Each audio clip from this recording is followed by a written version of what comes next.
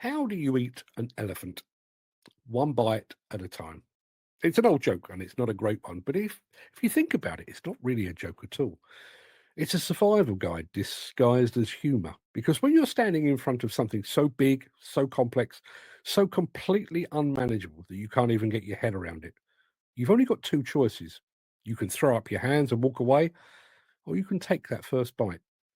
Our industry, demolition, construction, all of it, is an elephant, a big one. And truth be told, not a particularly friendly one.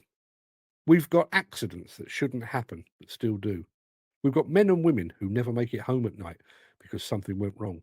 We've got a skills gap you could drive a dump truck through. We've got sites where women and minorities are still treated like they wandered into the wrong party. We've got conditions that would make an office worker faint before lunch. We've got workloads that swing from famine to feast in the space of a week. We've got margins so thin you can see right through them. And top it all, we've got a mental health crisis that is costing lives on an almost daily basis. That is a lot of elephant. Now, here's the thing, none of you need me to tell you this. You live with it every single day. You don't need a journalist explaining what the data says about injury rates. You already know the names, the faces, and the funerals.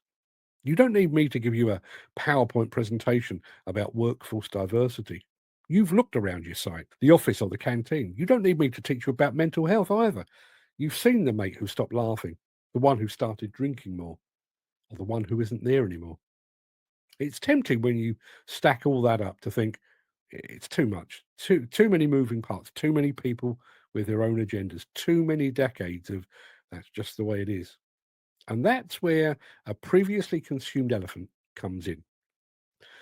Back in the 1990s, New York City was a mess. Crime everywhere, subways covered in graffiti, people afraid to walk home at night. And then they tried something simple. They didn't start by tackling the big, scary crimes like murder and rape. They started with the little things. They cleaned up the graffiti. They fixed the broken windows, literally. The idea was simple. If you fix the small stuff, people start caring more about the big stuff. And weirdly, it worked. The place turned around, not overnight, not completely, but enough. Our industry could use a bit of that thinking. I'm not talking about grand sweeping reforms handed down from government departments that don't know a breaker from a brick. I'm talking about the small stuff, the little changes you can see and touch and make happen without a committee and a white paper. The broken windows of our world. Maybe that's keeping a site tidier so people trip less. Maybe it's checking your mate's harness one more time before he goes up to work at height. Maybe it's giving the new apprentice a bit more than you'll figure it out when he's trying to work a machine for the first time. Maybe it's making sure everyone, no matter their skin color or their gender, hears good job when they've done one. Maybe it's saying, you're right, mate, and actually waiting for the answer. None of that is flashy. None of that is going to get you on the front cover of a trade magazine, but it chips away at the elephant, one bite, then another.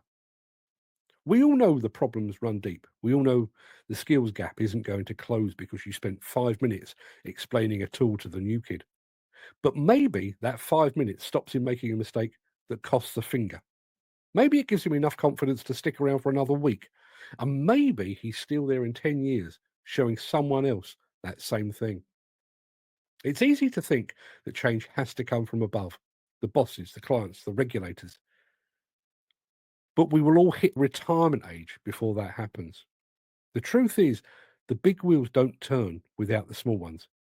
You can't fix the entire mental health crisis in our industry, but you can make sure the bloke next to you doesn't think he's invisible.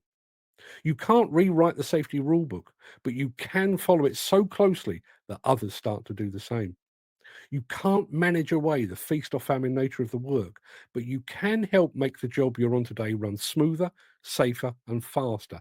And that might just convince that client to work with you again. And here's the quiet truth nobody says out loud. Most of these solutions are not a mystery. We know them. We've known them for years. We've got so used to the elephant, we've stopped seeing it. It has become literally the elephant in the room. And sometimes we hide behind the size of the problems because it's easier than admitting we could do a little more. That's above my pay grade. That's just the way it is. I'm only here to do my job. Yeah, fair enough.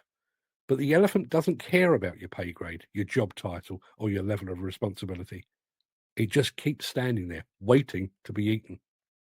Now, there is no victory speech at the end of this, no rallying cry. The truth is, the elephant is probably always going to be there in some form. We'll never finish it. But maybe that's not the point. Maybe the point is just to keep taking bites, to fix a window here, clean up some graffiti there, to make this shift, this site, this project just a little better than it was yesterday. Because that's how New York turned itself around. And that's how we can too. Not with a bang, but with a lot of quiet, small things that add up to something bigger than we can see in the moment. So maybe tomorrow or the next day, you'll see something out there, a broken window of our industry, and you'll think, I can fix that. And you will. And maybe nobody notices, but the elephant gets a little bit smaller, one bite at a time.